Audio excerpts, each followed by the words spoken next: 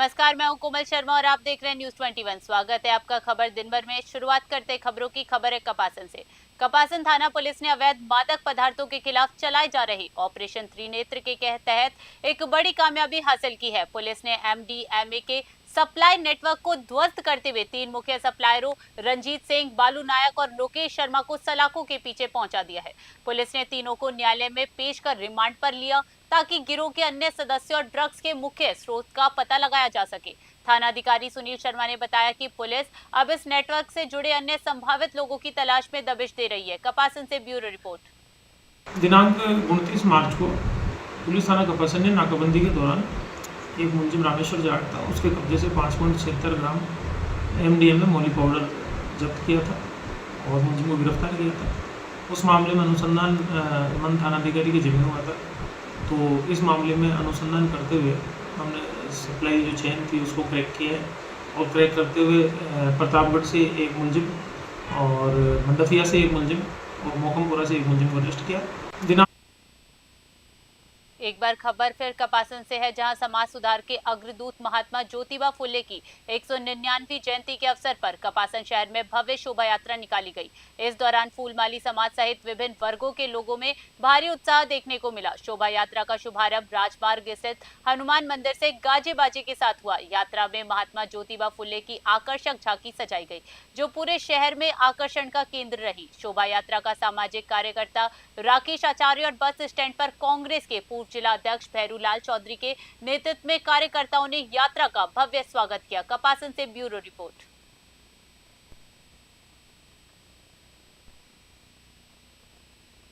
खबर सोजत रोड से है, जहां महात्मा ज्योतिबा फुले की जयंती के अवसर पर सोजत रोड में माली समाज द्वारा विभिन्न कार्यक्रमों का आयोजन किया गया। समाज के लोगों ने हर्षोल्लास के साथ अपने आराध्य देव और महान समाज सुधारक को याद किया।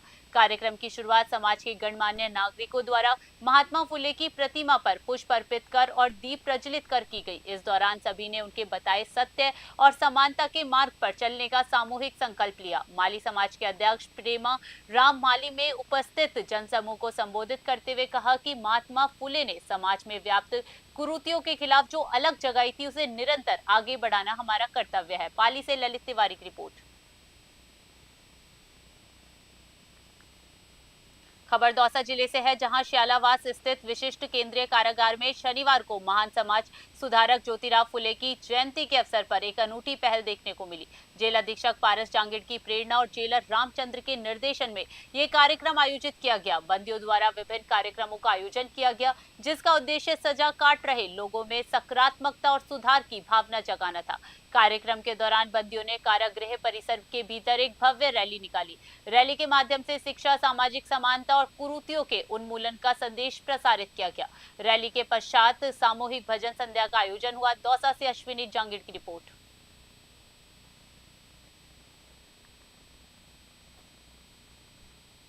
भाजपा प्रत्याशी चंद्रमोहन मीणा के जन्मदिन के अवसर पर क्षेत्र में उत्साह और उल्लास का माहौल देखने को मिला। इस विशेष मौके पर भाजपा जिला प्रवक्ता उर्मी करोल ने कार्यकर्ताओं के साथ मिलकर चंद्रमोहन मीणा का भव्य स्वागत और अभिनंदन किया। कार्यक्रम के दौरान जिला प्रवक्ता उर्मी करोल ने चंद्रमोहन मीणा को राजस्थानी परंपरा के अनुसार साफा बांधकर और माला पहनाकर जन्मदिन की बधाई दी। इस अवसर पर बड़ी संख्या में भाजपा कार्यकर्ता और समर्थक जुटे, जिन्होंने अपने नेता के उज्जवल भविष्य और दीर्घायु की कामना की। जन्मदिन के इस उत्सव में कार्यकर्ताओं ने एक दूसरे का मुंह मीठा करवाकर खुशियां बांटी। बस्ती से रामफुल मीणा की खास रिपोर्ट। खबर धौलपुर से। आपको बता दें, धौलपुर जिले के निहालगंज थाना इलाके के कॉलेज रोड स्थित रेलवे फाटक के पास एक दर्दनाक हादसा हो गया, जहां एक युवक की ट्रेन की चपेट में आने से मौके पर ही मौत हो गई। घटना के बाद इलाके में सनसनी फैल गई। मृतक की पहचान गडरपुरा निवासी सत्येंद्र बघेल के रूप में हुई है। परिजनों के अनुसार रेलवे क्रॉसिंग के दूसरी ओर उनके खेत है, जहां परिवार के सदस्यों का अक्सर आना जाना रहता था। घटना की सूचना मिलने पर जीआरपी पुलिस तुरंत मौके पर पहुंची और शव को जिला चिकित्सालय की मोर्चरी रखवाया। जीआरपी ने मामला दर्ज कर लिया है और दुर्घटना के कारणों की विस्तृत जांच शुरू कर दी है। धौलपुर से संजय कसाना की रिपोर्ट। आज दिनांक 11/4/2026 को उप स्टेशन अधीक्षक रेलवे स्टेशन धौलपुर का एक सुबह चौकी पर एक लिखित मेमो आया कि किलोमीटर नंबर 1292/2 पर रेलवे फाटक के पास बनिया की तरफ एक व्यक्ति ट्रेन की चपेट में आने से रन ओवर हो गया है, जिसकी सूचना पर मैं head constable Mahendra Kumar number 110 GRP चौकी से घटनास्थल पर जाकर पहुंचा, जहां पर मृतक की डेड बॉडी किलोमीटर उपरोक्त पर पड़ी हुई मिली, जिसको मृतक की शिनाख्त हेतु राजकीय चिकित्सालय धौलपुर की मोरछड़ी में सुरक्षित रखवाया गया तथा सोशल मीडिया तथा व्हाट्सएप ग्रुप आदि के माध्यम से परिजनों की पहचान हेतु डेड बॉडी के बारे जयपुर डिस्कॉम ने धौलपुर जिले में बड़े बिजली बकायेदारों और बिजली चोरी करने वालों के खिलाफ निर्णायक अभियान छेड़ दिया है। डिस्कॉम के अधीक्षण अभियंता विवेक शर्मा के निर्देशन में जिले के राजाखेड़ा उपखंड और धौलपुर शहर के धौलपुर शहर में ताबड़तोड़ कार्यवाही की गई है, जिससे अवैध बिजली उपयोग करने वालों में हड़कंप मच गया। राजाखेड़ा उपखंड के शहरी और ग्रामीण क्षेत्रों में सहायक अभियंता आनंद तिवारी के नेतृत्व में टीमों ने उन उपभोक्ताओं को निशाना बनाया जो सालों से बिल जमा नहीं कर रहे थे। डिस्कॉम ने ऐसे क्षेत्रों से 7 ट्रांसफार्मर उतार दिए हैं, जिन पर करीब 7 लाख रुपए की राशि बकाया थी। वहीं धौलपुर शहर में सहायक अभियंता नवनीत कटारा के नेतृत्व में अवैध बिजली कनेक्शनों के खिलाफ अभियान चलाया गया है। धौलपुर से संजय कसाना की रिपोर्ट। खबर डीडवाना से है। डीडवाना जिले के छोटी खाटू कस्बे के राजकीय अस्पताल में बुनियादी सुविधाओं के अभाव और चिकित्सकों के रिक्त पदों को लेकर आज क्षेत्र के युवाओं ने विरोध प्रदर्शन का एक अनूठा और भावनात्मक तरीका अपनाया। सरकार हमारा खून ले ले लेकिन हमें सुविधाएं दे के नारे के साथ युवाओं ने बड़ी संख्या में रक्तदान कर प्रशासन को जगाने की कोशिश की। छोटी खाटू कस्बे की आबादी 20,000 से अधिक है और इसके आसपास के करीब 50 गांव चिकित्सा सुविधाओं के लिए इसी अस्पताल पर निर्भर है। ग्रामीणों का आरोप है कि अस्पताल की स्थिति दयनीय है। अस्पताल में चिकित्सकों के 12 पद स्वीकृत है, लेकिन कार्यरत केवल 2 है। नर्सिंग और सपोर्टिंग स्टाफ के भी 33 में से 8 पद रिक्त पड़े हैं। कई बार सरकार और प्रशासन को अवगत कराने के बावजूद जब कोई समाधान नहीं निकला तो युवाओं ने लोकतांत्रिक तरीके से अपना रक्त देकर विरोध दर्ज कराने का निर्णय लिया। डीडवाना से गुलाम नबी आजाद की रिपोर्ट। देखिए सर, मैं आपको अगर क्लियर तरीके से बताना चाहता हूँ तो छोटी खाटू के अंदर आज जो हॉस्पिटल है उसके सबके ऊपर आज टिकी हुई है। आज हमारा एक छोटा सा मंडल है, छोटी खाटू युवा मंडल से, जो गांव के हित के अंदर अनेकों काम करता है। बीते 26 जनवरी 2026 को एक हादसा हुआ था अपने बवाद के अंदर, जिसके अंदर 40 बच्चे थे पिकअप के अंदर और वो सारे के सारे एक्सीडेंट में घायल हो चुके थे। उन 40 बच्चों को यहाँ से रेफर करना पड़ा सर, डीडवाना कुचामन, और जबकि यहाँ से वहाँ का डिस्टेंस है 60 किलोमीटर।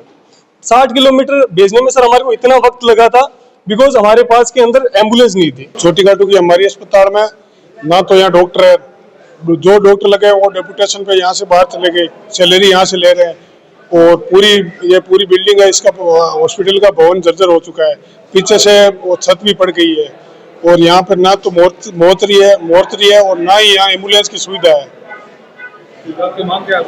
हमारी सरकार से यह मांग है कि एक तो इस जर्जर भवन को सही कराए, और दूसरा और एक मांग है कि 1, 2, 3 डॉक्टर विशेषज्ञ हो, और इसके अलावा यहाँ एम्बुलेंस की सुविधा हो।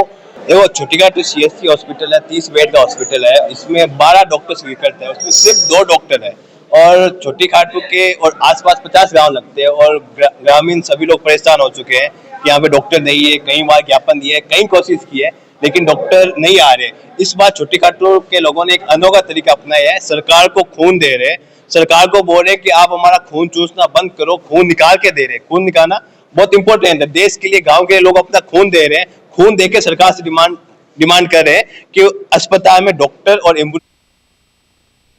मारवाड़ जंक्शन क्षेत्र की देवली आउला ग्राम पंचायत के निकट एक बेरे पर शनिवार को 40 वर्षीय युवक का शव मिलने से हड़कंप मच गया। युवक का शव कुंडी में तैरता हुआ मिलने की सूचना के बाद पूरे इलाके में सनसनी फैल गई। मृतक की पहचान मीठालाल पुत्र जीवाराम मीणा निवासी बेरा पाताल के रूप में हुई है। सूचना मिलते ही मारवाड़ जंक्शन थाने से ASI अरविंद सिंह मैं जाप्ता मौके पर पहुंचे। पुलिस ने ग्रामीणों के सहयोग से शव को कुंडी से बाहर निकलवाया। पुलिस ने घटनास्थल का निरीक्षण कर साक्ष्य जुटाए और शव को कब्जे में लेकर मारवाड़ जंक्शन के राजकीय अस्पताल की मोर्चरी पहुंचाया। मारवाड़ जंक्शन से भुवनेश गर्ग की रिपोर्ट।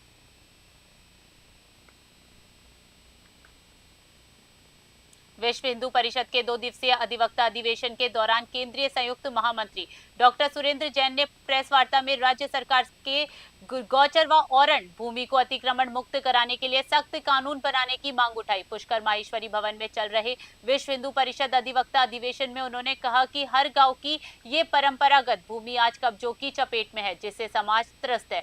डॉक्टर जैन ने धर्मांतरण रोकने के लिए राज्य सरकार द्वारा बनाए गए कानून का स्वागत करते हुए कहा कि इसके प्रभावी क्रियान्वयन से इस पर अंकुश लगेगा। शिक्षा के मुद्दे पर उन्होंने त्रुटिकरण समाप्त कर राष्ट्रीय शिक्षा नीति को समान रूप से लागू करने की बात कही। मदरसों में भी एक समान शिक्षा व्यवस्था लागू करने पर जोर दिया। गौरक्षा कानून 1995 में बदलाव की जरूरत बताते हुए उन्होंने कहा कि इससे गौकशी और तस्करी पर प्रभावी रोक लगेगी। मंदिरों के सरकारी नियंत्रण पर भी उन्होंने सवाल उठाते हुए कहा कि मंदिरों की संपत्ति और आय का संचालन समाज के ट्रस्ट को सौंपा जाना चाहिए। पुष्कर से सीताराम गहलोत की विशेष रिपोर्ट। जिहाद के नए नए डायमेंशन सामने आ रहे हैं। केवल आईटी कंपनियां नहीं, आपने देखा अल फलाह यूनिवर्सिटी दिल्ली के अंदर डॉक्टर तैयार करती है, लेकिन डॉक्टर की वेश में आतंकवादी तैयार होते हैं। चाहे आईटी के लोग हों, चाहे डॉक्टर्स हो, चाहे हाईली एजुकेटेड लोग हो, यहां तक कि आईएएस ऑफिसर भी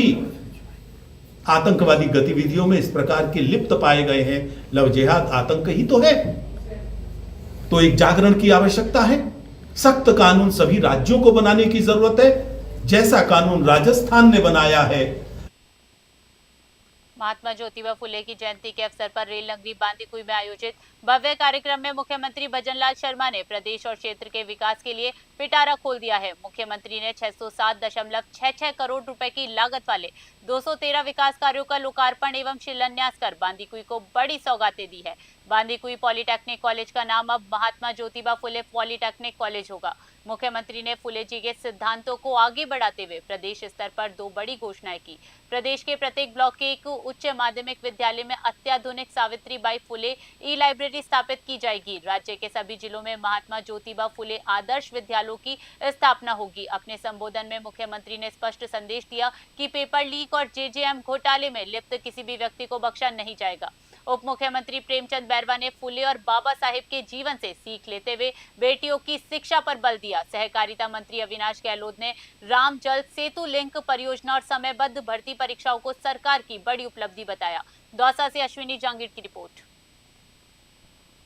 डी क्षेत्र की विधायक नौक्षम चौधरी ने आज विकास और समाज कल्याण की दिशा में 2 महत्वपूर्ण कदम उठाए। उन्होंने पहाड़ी पंचायत समिति के लिए नई गाड़ी का शुभारंभ करने के साथ साथ सैनी समाज के छात्रावास विकास के लिए बड़ी आर्थिक घोषणा की। विधायक नौक्षम चौधरी ने पहाड़ी पंचायत समिति सभागार के लिए विधायक कोटे से स्वीकृत नई बुलेरो गाड़ी का रिबन काटकर विधिवत शुभारंभ किया। उन्होंने गाड़ी की चाबी विकास अधिकारी विजय जैन को सौंपी। इसके पश्चात विधायक कामवन स्थित सैनी समाज कल्याण परिषद छात्रावास में आयोजित महात्मा ज्योतिबा फुले जयंती कार्यक्रम में मुख्य अतिथि के रूप में शामिल हुई, जहां उन्होंने महात्मा फुले की प्रतिमा पर पुष्प अर्पित कर उन्हें नमन किया। समाज के युवाओं और विद्यार्थियों की सुविधा को देखते हुए विधायक ने सैनी छात्रावास के विकास के लिए 15 लाख रुपए की आर्थिक सहायता देने की घोषणा की। डीग से राकिब खान की रिपोर्ट।